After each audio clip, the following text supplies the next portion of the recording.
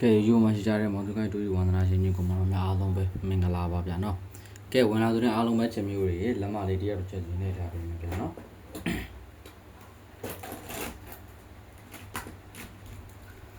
ကဲတော့တနင်္လာနေ့ပေါ့နော်တနင်္လာနေ့ပေါ့နော်ဒီတနင်္လာနေ့တော့ကိုတော့အမြဲတမ်းကြပြီတယ်နော်တနင်္လာနေ့တော့ကိုအမြဲတမ်းကြပြီတယ်မှန်တာလည်းတော့မှန်နေဗျအဲ့တော့အားလုံးသောချင်မျိုးတွေဒီဝဲတာတော့ကိုတော့အားလုံးသောချင်မျိုးတွေကျွန်တော်ဒီအင်္ဂါဗုဒ္ဓဘူးပေါ့နော်အင်္ဂါဗုဒ္ဓဘူးပေါ့နော်များလုံးပဲဒီတနင်္လာနေ့မှာပဲကျွန်တော် live link ဖြစ်လိမ့်မယ်ဒီအင်္ဂါနဲ့ဗုဒ္ဓဘူးမှာတော့ကျွန်တော်live link ဖြစ်မှာတော့မဟုတ်ဘူးဗျနော်ဒီအင်္ဂါနဲ့ဗုဒ္ဓဘူးမှာတော့ကျွန်တော် live link ဖြစ်မှာမဟုတ်ဘူးအဲ့တော့အားလုံးသောချင်မျိုးတွေဒီမွေးကနန်းလေးပေါ့နော်မွေးကနန်းလေးဝယ်ပဲကျွန်တော်အဓိကဦးစားပေးပြီးတော့စောစီခြင်းနဲ့ဒီပွဲမှာတော့အားလုံးသောချင်မျိုးတွေဗုဒ္ဓဘူးမကျော်စောစောထွက်လိမ့်မယ်လို့ကျွန်တော်နော်ဟလာအကောင်းဆုံးစူးစမ်းပေးထားတယ်ဗျာနော်ဗုဒ္ဓဘူးမကျော်စောထွက်မဲ့ခဏတိုင်းကျွန်တော်တေချာလေးလုပ်ပေးထားတယ်အဲ့ဒါကြောင့်အားလုံးသောချင်မျိုးတွေနော်မွေးကနန်းလေးကိုပဲအဓိကလာယူပြီးတော့ကစားစေခြင်းနဲ့ဗျာနော်မွေးကနန်းလေးကိုအဓိကလာယူပြီးတော့ကစားစေခြင်းနဲ့မွေးကနန်းမရသေးသူတွေအားလုံးပဲမွေးကနန်းလေးကိုတိတိမီမီလေးလာယူထားပါနော်အားလုံးသောချင်မျိုးနော်မွေးကနန်းလေးကိုအဓိကလာယူပြီးတော့မွေးနော်အားလုံးပဲအခုလဲတနင်္လာနေ့တော့ကိုဟာလာအင်္ဂါနဲ့ဗုဒ္ဓဘူးမှာကျွန်တော် live link ပေးနိုင်ဘူးလားကျွန်တော် live link ပေးနိုင်ဆိုပေမဲ့ဒီတနင်္လာနေ့အတွက်ကိုပေါ့နော်တနင်္လာနေ့အတွက်ကိုတစ်ချိန်ပေါက်အောင်လို့ကျွန်တော်အကောင်းဆုံးကူညီပေးသွားပါမယ်ဗျာနော်ကဲတော့ဝင်လာပေးပါဝင်လာသူတိုင်းလက်မလေးတရားတစ်ချက်စီနှိပ်ထားပေးပါအောင်ဗျာနော်ဝင်လာသူတိုင်းလက်မလေးတရားတစ်ချက်စီနှိပ်ထားပေးပါ subscribe မနေရသေးရင် subscribe နှိပ်ထားပေးပါဗျာနော်အဲ့တော့ဒီကနေစပြီးတော့လာတယ်ဗျာနော်တရက်2ရက်3ရက်เนาะဒီကနေစပြီးတော့လာတယ်အဲ့ဒီ3ရက်တည်းမှာ38တလုံးဆိုတော့ခဏမှဖြစ်မနေကြပြီရမှာပေါ့နော်တရက်2ရက်ဟုတ်လားတရက်2ရက်3ရက်အဲ့ဒီ3ရက်တည်းမှာ38တလုံးကြပြီရမယ်တဲ့ဟုတ်လားအဲ့တော့ဒီမှာလဲတဲ့တရက်ဖောင်းပွဲလုံးဝမပါဘူးဗျာเนาะဖောင်းပွဲလုံးဝမထည့်ပါနဲ့ဖောင်းပွဲထည့်ရမလို့ပါဘူးတရက်2ရက်3ရက်အဲ့ဒီ3ရက်အတွင်းကို38တလုံးမဖြစ်မနေကြပြီရပါမယ်เนาะရှစ်လို့ရတယ်တရက်2ရက်3ရက်အဲ့ဒီ3ပွဲအတွင်းကို38တလုံးမဖြစ်မနေထိပြီးထားတယ်တရက်2ရက်3ရက်အဲ့ဒီ3ရက်အတွင်းကိုမဖြစ်မနေ38တလုံးထိပြီးထားတယ်เนาะဒီမှာလဲတရက်2ရက်3ရက်အဲ့ဒီ3ရက်အတွင်းကို38တလုံးမဖြစ်မနေကြပြီးထားတယ်เนาะဒီမှာတရက်ဟုတ်လားเนาะမြန်လုံးမှာဒီမှာတရက်เนาะဒီမှာတရက်2ရက်ဒီမှာတရက်3ရက်အဲ့ဒီ3ရက်အတွင်းကို38တလုံးမဖြစ်မနေကြတယ်တရက်2ရက်3ရက်အဲ့ဒီ3ပွဲအတွင်းကို38တလုံးเนาะတရက်2ရက်3ရက်အဲ့ဒီ3ရက်အတွင်းကို38တလုံးเนาะဒီမှာရှင်းကြတယ်ဟုတ်လားတရက်2ရက်3ရက်အဲ့ဒီ3ရက်အတွင်းကို38တလုံးမဖြစ်မနေကြတယ်เนาะဒီမှာ3လို့ကြတယ်တရက်2ရက်3ရက်အဲ့ဒီ3ရက်အတွင်းကို38တလုံးမဖြစ်မနေလာတယ်เนาะဒီမှာ3လို့ကြတယ်တရက်2ရက်3ရက်အဲ့ဒီ3ရက်အတွင်းကို38တလုံးနဲ့မဖြစ်မနေလာတယ်ဒီမှာ8လို့ကြတယ်เนาะမြန်လုံးပဲအဲ့တော့ဒီမှာတရက်2ရက်3ရက်အဲ့ဒီ3ရက်အတွင်းမှာ38တလုံးဒီမှာ3လို့ကြတယ်တရက်2ရက်3ရက်အဲ့ဒီ3ရက်အတွင်းကို38တလုံး8လို့ကြတယ်တရက်2ရက်3ရက်အဲ့ဒီ3ရက်အတွင်းကို38တလုံး3လို့ကြတယ်တရက်2ရက်3ရက်အဲ့ဒီ3ရက်အတွင်းကို38တလုံးဟုတ်လား8เนาะ3လို့ကြတယ်လား8 3လို့တွဲကြတယ်ဗောနော်အဲ့တော့ဒီမှာဆိုရင်တရက်2ရက်3ရက်အဲ့ဒီ3ရက်အတွင်းကို38တလုံး3လို့ကြတယ်တရက်2ရက်3ရက်အဲ့ဒီ3ရက်အတွင်းကို38တလုံးဒီမှာ3လို့ကြတယ်เนาะများလုံးပဲပြီးရတော့တော်တော်မှတော်တော်ပြီးတယ်ဗျာเนาะကျွန်တော်လည်းတော်သဘောကျနေလားလေတရက်2ရက်3ရက်အဲ့ဒီ3ရက်အတွင်းကို38တလုံး8လို့ကြတယ်တရက်2ရက်3ရက်အဲ့ဒီ3ရက်တွင်38တလုံးတရက်2ရက်3ရက်အဲ့ဒီ3ရက်တွင်38တလုံးတရက်2ရက်3ရက်အဲ့ဒီ3ရက်တွင်38တလုံးเนาะမြန်တော့တောက်လျှောက်ကိုပေးနေသလားတောက်လျှောက်ကိုပေးနေတာအဲ့တော့တရက်2ရက်3ရက်အဲ့ဒီ3ရက်တွင်38တလုံးเนาะတရက်2ရက်3ရက်3ရက်တွင်38တလုံးဒီမှာတရက်เนาะဟာလားကျွန်တော်2ရက်3ရက်အဲ့ဒီ3ရက်တွင်38တလုံးတရက်2ရက်အဲ့ဒီ3ရက်တွင်38တလုံးတရက်2ရက်3ရက်3ရက်အတွင်းကို38တလုံးเนาะတရက်2ရက်3ရက်3ရက်အတွင်းကို38တလုံးဟုတ်လားဒီမှာကြားပြီတရက်2ရက်3ရက်အဲ့ဒီ3ရက်အတွင်းကို38တလုံးတရက်2ရက်3ရက်3ရက်အတွင်းကို38တလုံးဟုတ်လားဒီမှာကြားပြီလားကဲတော့အားလုံးသောချင်မျိုးတရက်2ရက်3ရက်3ရက်အတွင်းကို38တလုံးတရက်2ရက်3ရက်3ရက်အတွင်းကို38တလုံးတရက်2ရက်3ရက်ဟာလားနော်တရက်2ရက်3ရက်အတွင်းကို38တလုံးတရက်2ရက်3ရက်အတွင်းကို38တလုံးတရက်2ရက်3ရက်အတွင်းကို38တလုံးတောင်းလျှောက်ကိုပြီးတာအားလုံးသောမျိုးတွေလုံးဝတော့ပြတ်သွားတဲ့ဆိုတဲ့နေမရှိဘူးတရက်2ရက်3ရက်အတွင်း38တလုံးကွတိကိုပေးထားတယ်တရက်2ရက်ဟာလားနော်3ရက်အဲ့ရန်3ရက်အတွင်း38တလုံးတရက်2ရက်3ရက်3ရက်အတွင်း38တလုံးတရက်2ရက်3ရက်3ရက်အတွင်း38တလုံးတရက်2ရက်3ရက်3ရက်အတွင်း38တလုံးတရက်2ရက်3ရက်3ရက်အတွင်း38တလုံးနော်တရက်2ရက်3ရက် အဲ့တော့3ရက်အတွင်းကို3ရှစ်တလုံးလို့ဆိုတော့အားလုံးသောချင်းမျိုးဒီမှာလည်းမကြောက်ဒီမှာလည်းမကြောက်အဲ့တော့တနင်္လာနေကုန်မှာပဲရှိလိမ့်မယ်အဲ့ဒီ3ရှစ်တလုံးမဖြစ်မနေကြပါနော်မျိုးအားလုံးပဲကြောက်ကြလိမ့်မယ်များသောအားဖြင့်ဒီ3ရှစ်ကထိတ်ကနေကြတာများတယ်နော်ထိတ်ကနေကြတာများတယ်ပထမဆုံးစကြဆိုဒီ3ရှစ်ကထိတ်ကနေကြတာများတယ်အဲ့တော့အားလုံးသောချင်းမျိုးဒီ3ဟာလားရှစ်ဆိုတော့ခဏန်းလေးကိုအားလုံးသောချင်းမျိုးတွေကထိတ်ကနေတင်ပြီးတော့ကစားပါဗျာနော်3ရှစ်ကတော့အားလုံးသောချင်းမျိုးတွေထိတ်ရဲ့အပိတ်ရဲ့လို့တော့မဟုတ်ဘူးနော်ကြတာပို့ပြီးတော့များတာထိတ်ကနေပို့ပြီးတော့များတယ်ဒါပေမဲ့အဲ့ဒီ3ရှစ်တလုံးကတော့ဒီတနင်္လာနေ့မှာအားလုံးသောချင်းမျိုးတွေဟာလားမထီမဖြစ်ထီကိုထီရလိမ့်မယ်ဘာကြောင့်လဲဆိုတော့အားလုံးသောချင်းမျိုးတွေနော်ကြမှာနော်မရလုံးမယ်ကြကိုကြလိမ့်မယ်ဒီ3ရှစ်တလုံးနော်3ရှစ်တလုံးကြလိမ့်မယ်အဲ့တော့ဒီမှာလဲအားလုံးသောချင်းမျိုးတွေ तू ကဟလားဒီမှာလဲဘာလာထားလဲဆိုတော့ဒီပွဲမှာကနော်3ရှစ်တလုံးဟုတ်ပြီနော်ဟလားအားလုံးသောချင်းမျိုးတွေကဲကျွန်တော်ကန်နန်းလေးတစ်ချက်နောက်ထပ်ဒီ3ရှစ်တလုံးကိုကျွန်တော်ဘာလေးနဲ့ကတ်ပြီးတော့ဆော့မလဲကတ်သီးလေးတစ်ချက်ရှာလိုက်ကတ်သီးလေးတစ်ချက်ရှာလိုက်မယ်နော်ကတ်သီးလေးတစ်ချက်ရှာပြီးရင်ကျွန်တော် main ကွက်လေးထုတ်ပေးမယ်ပေါ့နော်အဲ့တော့ဒီမှာဒီ3ရဲ့ဒီ9ရဲ့3ရယ်9 3ညနှလုံးပေါင်းကြီးညီ9ပါပါ3ညနက်ခတ်တီ3 9 3ည3တနင်္လာနေ့မှာကြာတယ်1ရဲ့3ရဲ့နှလုံးပေါင်းကြီးညီ4ပါပါဒီကို4ဟလားနော်4 9 4နက်ခတ်2 4 9 2ဆိုတော့ခဏတနင်္လာနေ့မှာကြာတယ်2ရဲ့နှလုံးပေါင်းကြီးညီ4ပါပါကို4နက်ခတ်2 4 9 2ဒီမှာကြာတယ်2ရဲ့4ရဲ့နှလုံးပေါင်းကြီးညီ6ပါပါ1နက်ခတ်တီကို6 1 9ဟုတ်လား6ပါပါ1နက်ခတ်တီကိုဟုတ်တယ်6 1 9ဒီမှာကြာပြီတယ်နော်တနင်္လာနေ့အဲ့တော့ခွန်ရဲ့3ရဲ့နှလုံးပေါင်းကြီးညီ3ညပါပါဒီငါနက်ခတ်တီတပါပါကြာတာများတယ်တလားပါပါကြာတာများတယ်3ညပါပါဒီငါနက်ခတ်တီခွန်3ည5ခွန်အခုချိန်ထိတော့ပါပါနဲ့ဆင်းတော့မယ်1ရဲ့8ရဲ့နှလုံးပေါင်းကြီးညီ9ပါပါဒီ4ငါ9နက်ခတ်တီ6 9 4 6ပါပါပဲဆင်းတော့တလားအဲ့တော့ဒီမှာဆိုလို့ရှိရင်လည်းငါ3ည5နှလုံးပေါင်းကြီးညီ9ပါပါ3ညနက်ခတ်တီ3 9 3ည3အဲဒီမှာနက်ခတ်တစ်ချက်ပဲဆင်းသေးတယ်အဲ့တော့ဒီမှာဆိုရင်2ရက်3ရက်နှလုံးပေါင်းကြီးညီ9တဲ့9ပါပါ3ညပါပါပဲဆင်းတော့เนาะပါပါဆက်စင်းတယ်နက်ခတ်တစ်ချက်ပဲပြီးတယ်ဒီမှာနောက်တော့เนาะမှာထပ်ပြီးတော့ပါပါထားတယ်ဒီ9ရက်ခွန်ရက်နှလုံးပေါင်းကြီးညီနေတဲ့2ပါပါဒီခွန်နဲ့2ခွန်တစ်လုံးနဲ့ပါပါသင်းပြီဟုတ်လားဒီ9ရက်2ရက်နှလုံးပေါင်းကြီးညီရလဲပဲခွန်ပါပါသင်း2ခွန်နက်ခတ်3ညဒီမှာခွန်3ညဆိုပြီးတော့နက်ကတ်လေးတစ်ချက်ထောက်တယ်ဒီမှာ4ရက်9ရက်နှလုံးပေါင်းကြီးညီ3ပါပါဒီ8ပါပါပဲထပ်ထောက်တယ်เนาะခွန်ရင်1ရဲ့နှလုံးပေါင်းကြီးညီ8ပါပါဒီ3 8နက်ခတ်ဒီ1 8 3 1ပါပါပဲထပ်ထောက်တယ်တလားတဲပါပါပဲထောက်တယ်အဲ့တော့ဒီမှာဆိုရင်6ရဲ့3ညရဲ့နှလုံးပေါင်းကြီးညီ6ပါပါ1ပါပါပဲထပ်ကြတော့မယ်နော်ဒီမှာဆိုရင်9ရဲ့2ရဲ့နှလုံးပေါင်းကြီးညီဟာလား1ပါပါဒီ6 1နက်ခတ်ဒီ8အဲ့ဒီမှာနက်ခတ်လေးတစ်ချက်ထပ်ထောက်တယ်ဆိုတော့မစိုးပြနော်ဒါလေးက तू ကဟာလားတောက်လျှောက်ပါဝါရေးလို့တော့မဟုတ်ဘူးဟာလားပါဝါလေး၄၅ပွဲလောက်ကြာပြီဆိုရင်နက်ကတ်တစ်ချက်ထောက်တယ်ဟာလားဒဲပါဝါလေး၄၅ပွဲလောက်ကြာပြီနက်ကတ်တစ်ချက်ထောက်တယ်သူကတော့ဒီလိုပဲဒီ8ရက်ဒီ2ရက်နှလုံးပေါင်းကြီးညီ3ညပါဝါဒီငါနက်ကတ်ဒီခွန်မှာနက်ကတ်ကြတယ်ပါအရင်ဆုံးကြတော့နက်ကတ်ပါဒါပေမဲ့ပါဝါထောက်တာတွေဘူးနော်ပါဝါထောက်တာတော့ဟာလား3ည5ပါဝါအဲ့တော့ဒီမှာဆိုရင်လည်းအားလုံးသောချင်းမျိုးတွေ4ရက်ဟာလား4ရက်3ညရဲ့နှလုံးပေါင်းကြီးညီ4ပါဝါ9တဲ့4ကိုတစ်လုံးဟာ4ကို2ပေါ့နော်အပြေးဆုံးယူမယ်ဆိုရင်တော့4 9 2ကနန်း3လုံးပါသူကတော့ဒီမှာတော့ပါဝါထောက်တာအဲ့တော့ဒီမှာဆိုရင်အလုံးသောချင်းမျိုးတွေနော်ဒီမှာကျတော့ဒီ9ရဲ့ဒီ1ရဲ့9တဲ့နှလုံးပေါင်းချင်းဒီရဲ့ဟုတ်လားအဲ့တော့အလုံးသောချင်းမျိုးတွေသူကကြာတာပါနော်9တဲ့နှလုံးပေါင်းချင်းဒီရဲ့9တဲ့နှလုံးပေါင်းချင်းဒီကြောက်တဲ့6ရဲ့ပါဝါဒီ1နက်ခတ်ဒီ9ဟုတ်လား6တဲ့9ဆိုပြီးကျွန်တော်ကနန်း3လုံးကြာအဲ့တော့အဲ့ဒီ3လုံးထဲမှာပေါ့နော်အများလုံးအဲ့ဒီ3လုံးထဲမှာကဟုတ်လားကျွန်တော်ဘာပြန်ကြလဲဆိုတော့ဒ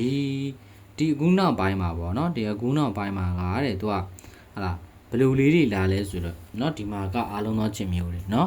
ဒီမှာကသူကမြူကနန်း3လုံးဟုတ်လား3လုံး4လုံးထက်မမြူပေါ့เนาะမြူကနန်း3လုံးပဲရှိတယ်เนาะဟုတ်လား3လုံးထက်เนาะမမြူထားဘူးအဲ့တော့ဒီမှာဆိုရင်အဲ့လိုမမြူထားတဲ့ကနန်းတွေကဒီမှာဗာပြန်လာလဲဆိုတော့ဒီမှာဆိုရင်ခွန်3လုံးထောင်တယ်ဟုတ်ပြီเนาะခွန်3လုံးထောင်4 3လုံးထောင်เนาะဟုတ်လားဒီဘက်မှာဆိုရင်ခွန်3လုံးရှိမယ်4 3လုံးရှိမယ်5 3လုံးရှိမယ်ဟုတ်လား3 3လုံးရှိမယ်အဲ့လို3လုံး3လုံးစီထောင်နေသောကဏ္ဍနေသည်တဲ့တနင်္လာနေ့မှာဒီဘက်မှာတော့3လုံး3လုံးထောင်တာတော့များတယ်ပါเนาะခွန်3လုံးထောင်မယ်4 3လုံးထောင်မယ်5 3လုံးထောင်မယ်3 3လုံးထောင်မယ်အဲ့တော့ခွန်4 5 3အဲ့ဒီခွန်4 5 3ဒီတနင်္လာနေ့မှာတော့နေကုန်ဆင်းပြီးရတယ်အဲ့ဒီ4လုံးတွေကနေကုန်ကစားပြီးတယ်ဟုတ်လားဒီမှာဆိုရင်4 3လုံးထောင်4ကြတယ်ခွန်3လုံးထောင်ခွန်ကြတယ်ဟုတ်လားဒါမြူကန်ဒီဝက်တော့ကိုဆက်ပြီးတော့ထွက်ပေးထားတာ အဲ့တော့ဒီမှာကျတော့သူကဘာကနန်း3လုံးထောင်လဲဆိုတော့ဒီမှာကျတော့သူက4 3လုံးထောင်ခွန်3လုံးထောင်4ကတော့အမှန်ကန်တော့အားလုံးသောချင်းမျိုးတွေ4ကအမှန်ကန်ဆိုရင်ဟာလားမယူလဲရတယ်ဘာကြောင့်လဲဆိုတော့သူကအပူကြီးနဲ့ထောင်ထားတာဟုတ်လားအပူကြီးနဲ့ထောင်တာဒါမှအားလုံးသောချင်းမျိုးတွေထည့်ယူလိုက်ဒီမှာဆိုရင်လေဒီမှာလည်းဒီလိုပဲကြာထားတာเนาะခွန်ဘူး3လုံးထောင်ခွန်ဘူးကြ4ဘူး3လုံးထောင်နော်အလားလေးတွေကကြားတတ်တယ်အဲ့တော့အားလုံးသောချင်းမျိုးဒီမှာ3လုံးထောင်ရင်3လုံးထောင်ပဲယူမယ်ဆိုရင်ကျွန်တော်တို့ဘာယူရမလဲဆိုတော့3လုံးထောင်ပဲယူမယ်ဆိုရင်6 3လုံးထောင်ဟုတ်လား6 3လုံးထောင်ခွန်3လုံးထောင်4 3လုံးထောင်နော်6 3လုံးခွန်3လုံး4 3လုံးအဲ့ဒီတစ်ချက်ရှိအဲ့ဒီမြူကနန်း3လုံးဒီအဲ့ဒီကနန်း3လုံးဒီတနင်္လာနေ့မှာတစ်လုံးကစားပေးလိမ့်မယ်အဲ့တော့6 4ဟုတ်လား6 4ခွန်ဟုတ်လား6 4ခွန်ပေါ့နော်များလုံးအဲ့ဒါလေးနဲ့ကိုကျွန်တော်ကတော့ဒီ6 4ခွန်ဆိုတော့ကဏ္ဍလေးကိုကျွန်တော်ကတနင်္လာနေ့ဟလာ6 4ခွန်ဆိုတော့ကဏ္ဍ3လုံးလေးอ่ะကျွန်တော်တို့ဒီမှာ main တူညီမှုရှိနေတာတော့ဒီမှာပေါ့ဗျာနော်အဓိကပြောချင်တာကတော့ main ရောကွက်ထုတ်ချင်လို့ပေါ့နော်ကျွန်တော်တို့ main ရောကွက်ကျွန်တော်2ကွက်လောက်ထုတ်ချင်လို့ပေါ့နော် main ရောကွက်2ကွက်လောက်ထုတ်ချင်လို့ဆွဲထုတ်လိုက်တာဒါပေမဲ့ဒီ4ခွန်ကို3ရှင်းနဲ့ကျိုင်းနေတဲ့မျိုးတွေထည့်ကစားဟုတ်လားကျိုင်းနေတဲ့မျိုးတွေထည့်ပြီးတော့ကစားကျွန်တော်ကတော့2ကွက်ကောင်းဟလာ2ကွာကောင်းထုတ်ရှင်တာဖြစ်တဲ့အတွက်ကျွန်တော်ကတော့ဒီမှာတူညီမှုရှိတဲ့6ကိုပဲကျွန်တော်တို့ဆွဲလိုက်တယ်ဟုတ်လားเนาะကျွန်တော်တို့3လုံးထောင်တဲ့ထဲမှာ6ပါထားတယ်เนาะအဲ့တော့ဒီကကျွန်တော်နှလုံးပေါင်းချင်း6တက်ဆိုတာလဲပါဝါကဒဲပါဝါယူတာများတယ်ဆိုတော့ကျွန်တော်6ကိုကင်ခဲ့တယ်6ကိုကင်ပြီးတော့3ရှစ်လေးနဲ့ကတ်မယ်เนาะဒါပေါ့အားလုံးသောချင်းမျိုးတွေအဲ့တော့ကဲဝန်လာတဲ့လက်မလေးတယောက်တစ်ချက်ချင်းနှိပ်ထားပြီပါမွေးကနန်းလေးကိုဒီဘွဲမှာအဓိကလာပြီးတော့ယူသုံးပေးပါเนาะမွေးကနန်းမရသေးသူတွေအားလုံးပဲလာပြီပါမွေးကနန်းကျွန်တော်ဘိုင်ဘာကပဲပို့ပေးပါမယ်ဗျာเนาะဘိုင်ဘာကတီးတန့်ဘိုင်ဘာတီးတန့်လေးမှာပဲအားလုံးသောမျိုးတွေလာယူပေးပါเนาะဘိုင်ဘာတီးတန့်လေးမှာပဲမွေးကနန်းလေးကိုလာယူပေးကြပါဗျာเนาะဟုတ်ပါเนาะဘိုင်ဘာတီးတန့်လေးမှာပဲအားလုံးသောချင်းမျိုးတွေမွေးကနန်းလေးကိုလာယူပေးကြပါဗျာเนาะဘိုင်ဘာလေးမှာပဲမွေးကနန်းလေးလာယူပေးကြပါလို့เนาะကဲတော့အားလုံးသောချင်းမျိုးတွေအဖွင့်နေ့အတွက်ပေါ့เนาะဟာလားကျွန်တော်တို့ဒီနေ့က4ရက်နေ့ဆိုတော့เนาะဒီနေ့က4ရက်နေ့ဆိုတော့4ရက်နော်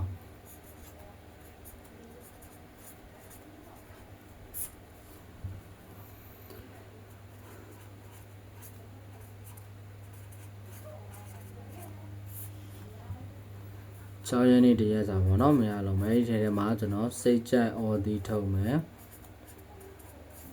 ဟုတ်လားစိတ်ကြိုက်အော်ဒီထုတ်မယ်ပြီးသွားရင် main အော်ထုတ်မယ်ပေါ့နော်ဟုတ်လားမွေးကနန်းမရသေးသူတွေကမွေးကနန်းကိုအဓိကလာပြီเนาะကျွန်တော်ဒီဘွဲမှာဒီဘွဲမှာအားလုံးသောချင်းမျိုးတွေကျွန်တော်မွေးကနန်းလေးဟုတ်လားဒီဘွဲမှာကျွန်တော်မွေးကနန်းလေး6ကွက်ထုတ်ထားတယ်ပေါ့နော်မွေးကနန်းလေး6ကွက်ထုတ်ထားတယ်အဲ့တော့မွေးကနန်းမရเนาะမွေးကနန်းလေးကိုအဓိကလာယူပေးပါဗျာเนาะဟုတ်လားမွေးကွက်ကလေးကိုအဓိကလာယူပေးပါเนาะမျိုးတွေအားလုံးပဲကြံခဲ့တဲ့ငါးဘူးမှာအားလုံးသောမျိုးတွေဘယ်လိုရခဲ့လဲသိတယ်เนาะအဲ့တော့မွေးကွက်ကလေးကိုအားလုံးသောချင်းမျိုးတွေလာယူပေးပါဘိုင်ဘာတီးတက်လေးမှာပဲလာယူပေးပါเนาะ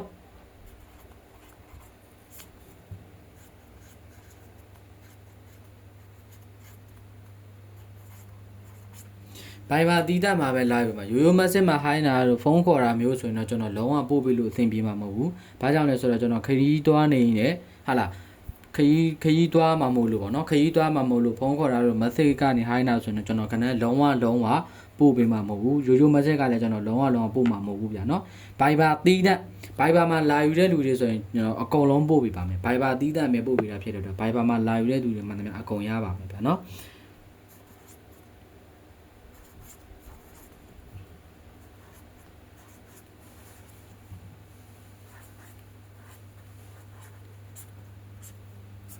နော်ဒီဖုန်းနံပါတ်ဘိုင်ဘာတီးတန့်လေးမှာလာယူပါနော်ရိုးရိုးမက်ဆေ့ကနေလာယူလို့လဲကျွန်တော်မပေးဘူးဖုန်းခေါ်ပြီးတော့လာယူလို့လဲကျွန်တော်ပေးမှာမဟုတ်ဘူးเนาะတခါတည်းပြောတာเนาะဟာလားအဲ့ချင်းရင်ကျွန်တော်ခရီးသွားနေရပြီအဲ့တော့အားလုံးသောချင်းမျိုးခရီးသွားနေတဲ့ရိုးရိုးမက်ဆေ့ကနေပို့လို့သင်ပေးမှာမဟုတ်အဲ့တော့ဘိုင်ဘာတီးတန့်မှာလာယူတဲ့မျိုးတွေဆိုရင်အကုန်ရမယ်เนาะဘိုင်ဘာတီးတန့်လေးမှာပဲလာယူပေးပါเนาะဘိုင်ဘာတီးတန့်လေးမှာပဲလာယူပေးเนาะမျိုးရအောင်ကျွန်တော်တခါတည်းပြောခဲ့ပြီးသား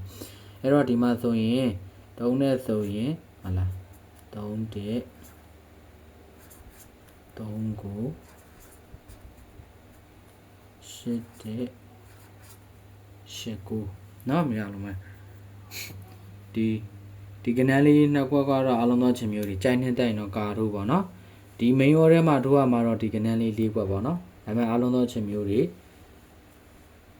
ဒီကနန်းလေးတို့ကြိုက်ရင်နည်းနည်းလေးပဲကာတို့နော်ပပလေးလောက်ပဲကာတို့ဟုတ်ပြီလားနော်ပပလေးလောက်ပဲကာတို့ပါနော်အလားလေးတွေက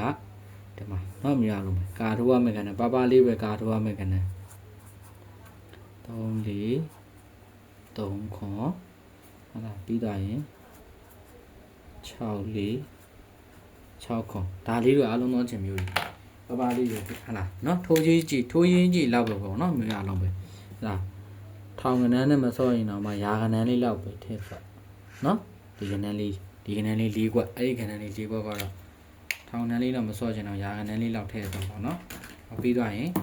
ဟိုဒီမှာရှိသေးတယ်နော်ပြီးသွားရင်ရှစ်လေးနဲ့ရှစ်ခွန်အာတော့တူပေါ့နော်အာတော့တူနော်အဲ့ဒီကနန်းလေးတို့ပပလေးပဲထည့်ဆိုတာဘာကြောင့်လဲဆိုတော့မြူကနန်းကြောင့်ထည့်ထားတာနော်မြူကနန်းကြောင့်ထည့်ထားတာအလုံးသောချင်းမျိုးနော်ပပလေးပဲထည့်ဆိုတော့နော်ဒီကနန်းလေးတွေဟုတ်ပြီလားပပလေးပဲထည့်ပြီးတော့ဆော့နော်အဓိကစားထားပြီးတော့ဆော့မှာဒီကနန်းလေး၄ခွက်နဲ့ဒီကနန်းလေး၄ခွက်နဲ့ဒီမှာ main ရောသီးပေါ့နော်အဲ့ဒီကနန်းလေး၄ခွက်နဲ့ဒီမှာ main ရောသီးလေးပေါ့3 6နဲ့6နော်များလုံးပဲဒီ3 6နဲ့6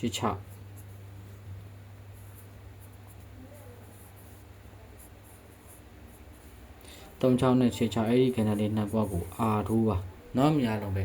3 6နဲ့6အဲ့ဒီကဏ္ဍလေးနှစ်ကွက်ကိုအားလုံးသောချင်းမျိုးတွေအာပြီးတော့ထိုးပါနော်အာပြီးတော့ထိုးပါအားလုံးသောချင်းမျိုးတွေအဲ့ဒီကဏ္ဍလေးနှစ်ကွက်ပေါ့နော်အဲ့ဒီကဏ္ဍလေးနှစ်ကွက်ကိုအာပြီးတော့ထိုးပါမွေးကဏ္ဍမရသေးသူတွေအားလုံးကဒီဖုန်းနံပါတ် Viber လေးမှာမြန်လေးလာယူပေးပါနော်ဒီဖုန်းနံပါတ် Viber လေးမှာလာယူပေးပါ36နဲ့86လို့လား3686လားဒဲပေါလို့ဒဲရလို့လားတန်းတန်းတလောက်ကန်ဆယ်ချင်တဲ့ဆိုရင်ဒီဖုန်းနံပါတ်ကိုပဲကန်ဆယ်ပေးပါနော်3686တော့ပေါလို့တန်းတန်းတလောက်ဖွင့်နေမှာပေါလို့တန်းတန်းတလောက်ကန်ဆယ်ချင်တဲ့ဆိုရင်နေကုံစာလေးတော်ထုံတော့အားလုံးသောချင်းမျိုးကျွန်တော်တရက်စာပေးထားတာနော်ကျွန်တော်ဒီမှာနေကုံစာလေးပဲလွှင့်တာတနေကုံစာတော့ထိုးနော်ဒီအောက်ကကဏ္ဍလေးပါမကြိုက်လို့မထိုးချင်ဆိုရင်ဒီကဏ္ဍလေးနှစ်ကွက်ကိုတော့နေကုံစာတော့ထိုးကျွန်တော်ပေါက်ရင်ဒီ main စိတ်ကြိုက် ODD ရပဲပေါက်တာများတယ်အဲ့တော့ဒီကဏ္ဍလေးနှစ်ကွက်ကိုတော့တနေကုံစာတော့ထိုးတနေကုံစာထိုးတော့မျိုးရလုံးမှာကျွန်တော်ဟိုဘက်မှာ line မရှိဘူးနော် line ရှိမှာမဟုတ်ကျွန်တော် line လင်းပြလို့မရဘူးနော်အဲ့တော့ဒီမှာပဲကျွန်တော်ဗီဒီယိုတင်သွားမှာနော်ဟလာဟိုဘက် channel မှာကျွန်တော် line လင်းမှာမဟုတ်အဲ့တော့အားလုံးသောချင်းမျိုးတွေ